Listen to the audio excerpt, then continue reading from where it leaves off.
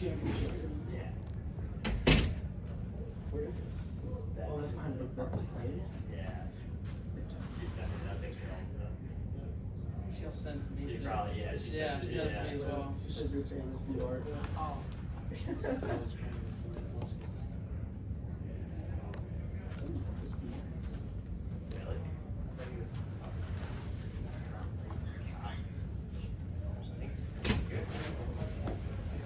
Just me.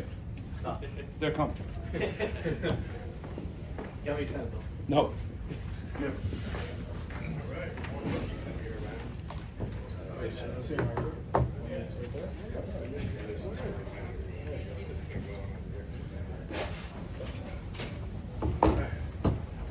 Devin's had that seat staked out for about 2 years now. He sure has. Well, we That's got his spot. 2 rookies here too now. Hi, everybody. Thanks for coming out. We have quarterback Devin Farrell, running back Gabe, Winowich, kicker Garth White, head coach Jim Fleming. 2 quick notes: 13th straight win at home. That's the longest winning streak in program history. And Garth's 54-yard field goal is the longest field goal in program history, surpassing Colin Gallagher's 51-yard field goal in 2005. So, Coach, we'll open it up with a statement. How far please. would it have been? You think we got 56? Yeah. Opening statement is absolutely thrilled to get number 7, because nowadays with 12 games, that's the only way you guarantee a winning season. That's no small feat.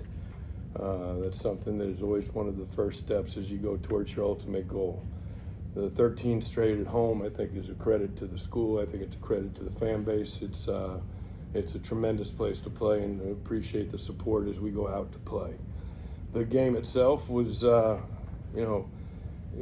was marred to some extent right now by the amount of penalties, which seems to be an issue that we need to continue to correct, but it does not diminish the victory. I mean, anytime you have a conference opponent and an in-state rival and you're able to be able to do what we did, particularly in the second half, it's something special. It's surprising when you look at the stats. We only had the ball 48 snaps and had 402 yards, so we were very efficient with that. We obviously have to clean up a number of different things, and I'm most concerned about the call that was made on Rohan Davey as a targeting call, which I feel very strongly was an incorrect call, and unfortunately we'll have to go through whatever process to be able to have other people look at that one. But anyhow, these guys battle. They've got a good spirit to them. They've got good focus, and now we've done 9 games. We've been playing since July 31st, and now we got an off week, so they've earned a break. Questions? Gabe, obviously, Antoine out today due to an injury. Just how much do you need to, especially after the bit of a slow start for the offense, to be able to step up, provide a spark with that big run, the 51-yard touchdown, and then to add on to that on the next drive, give your team the lead? Just how much do you need to provide that spark for the team? Yeah, no, it was great. Obviously, it's always great to know you're out there helping the team. That starts, earlier in the week during practice with, Coach Fleming, Coach Aiden, Antoine, even, helping me during the week, seeing those reads, understanding those runs. So when that run happens, maybe I'm the one with the ball, but that's something that represents the room. A lot of guys in that room are making that run because of the preparation that we have throughout the week. So it felt great at the end of the day. Like, that's a representation of the room more than myself. Gabe, not that you want a teammate to get hurt, but that gave you an opportunity to start this year. Can you this week? Can you speak to how you took advantage of that today and how you're able to help out in the running game? Well, yeah, no, of course, Antoine getting hurt is not anything I would ever want, and I think it speaks a lot to him how he handled himself this week. Getting to rehab, making sure he's helping himself, but also helping me, helping BJ, Terrence, the other backs, and it's an opportunity that when I'm faced with it, I know that I have to be fully prepared. But I think at the end of the day, like, I prepare whether or not I'm not necessarily in the game plan to be getting carries, or if I am, I have to prepare the same, because at the end of the day, like, how you prepare in any circumstance is what's going to dictate your success or the results. So it felt great to have the results today, but the preparation was really close to the same. I mean, I have to be able to maintain that. Otherwise, you allow too much variation throughout the week. Garth, what was your mindset stepping up for that 54-yard field goal? Half almost over, down by, or up by 4 rather, sent to your team into the locker room with the touchdown lead. What's the mindset going into that? I mean, the mindset is, I make every kick that I attempt, and without these guys to my left right here, putting me in position to succeed.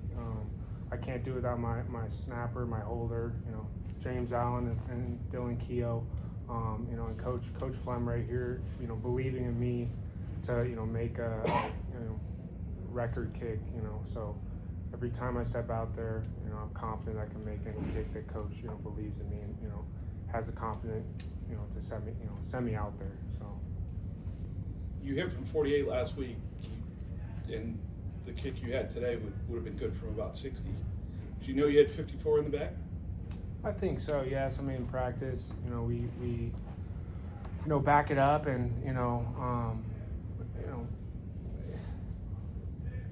hitting in the game, 55 plus is always a challenge, wherever you are. So I think, I work throughout the week, and we work throughout the week as a unit, and test that range. And every week I go up to Coach Flam, and we talk about what way, whether it's into the wind or with the wind, where I can hit from. And I was confident I was able to hit that. So like I said, I'm just very lucky to be here and have Coach Flam put me, and these guys right here put me in that spot to do that. So Devin, your record as a starter, you were right, just like keeps getting better and better. How would you assess from, we'll say the start of this season to now, how would you assess yourself and your growth at the quarterback position?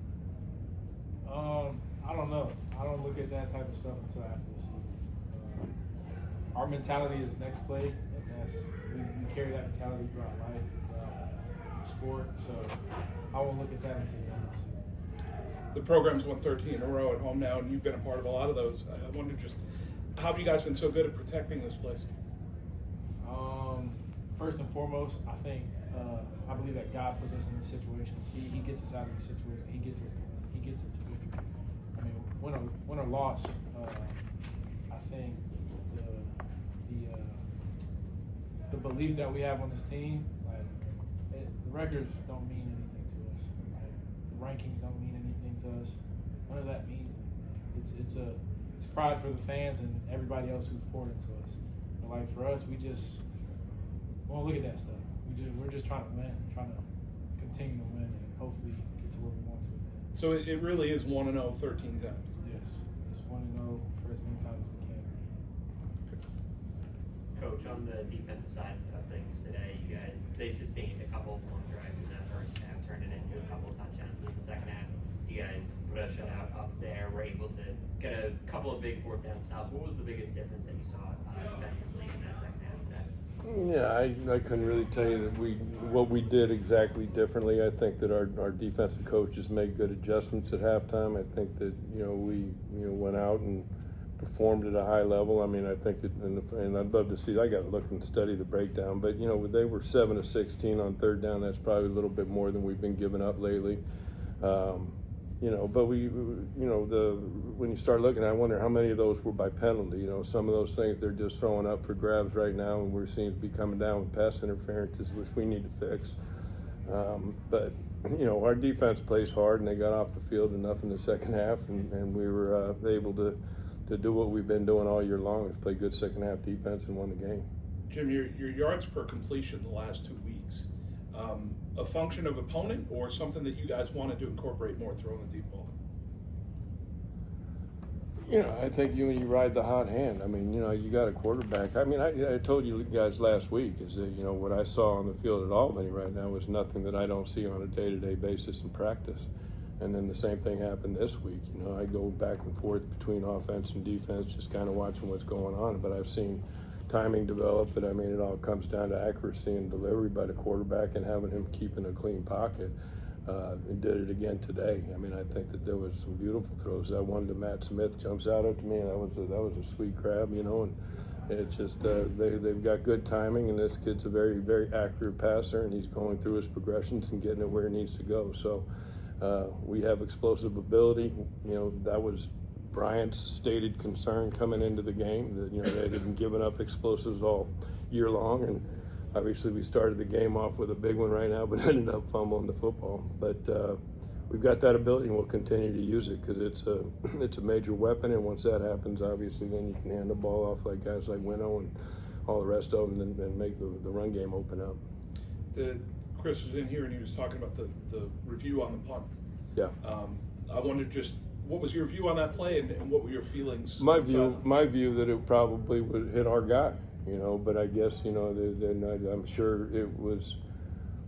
What happened was it was a short punt into the wind. We had instructed our punt return team, you got to get your work early on the hold up right now and make sure you get on and be alert for poison call. Poison means it's coming down and don't let it hit you.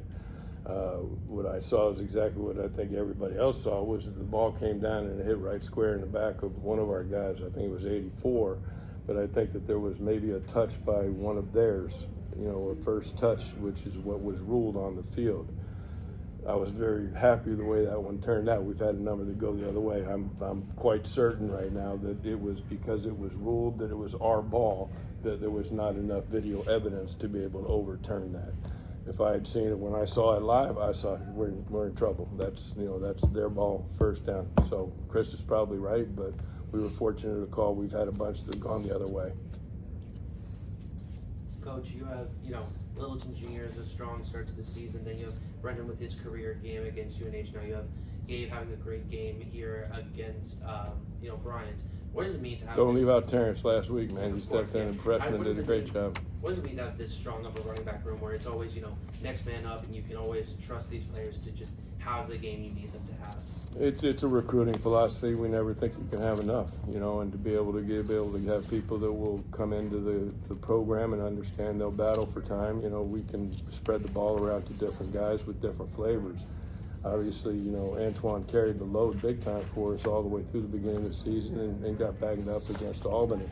But, it's very comforting because, when you start looking at a Northeast football team, any football team, the ability to run the ball is critically important, and you can't be one-dimensional. And we've got, whoever we have in the back, but we also have Devin can hurt you with his legs as well. I want to add on to that. I think the O-line, those Yes, sir. guys make it happen. They work their butts off week in, week out, off season. So it don't matter who's back there. It could be my grandma. The O-line don't make them hold spots. You know what I mean? Thanks, everybody. Thanks, Ben. I want to see Granny running for 120, boy. Yes, I do. Grandma singing a little bit? That was outstanding. All right. Good job. All right, baby. All right, thanks, guys. Appreciate it. Smart quarterback.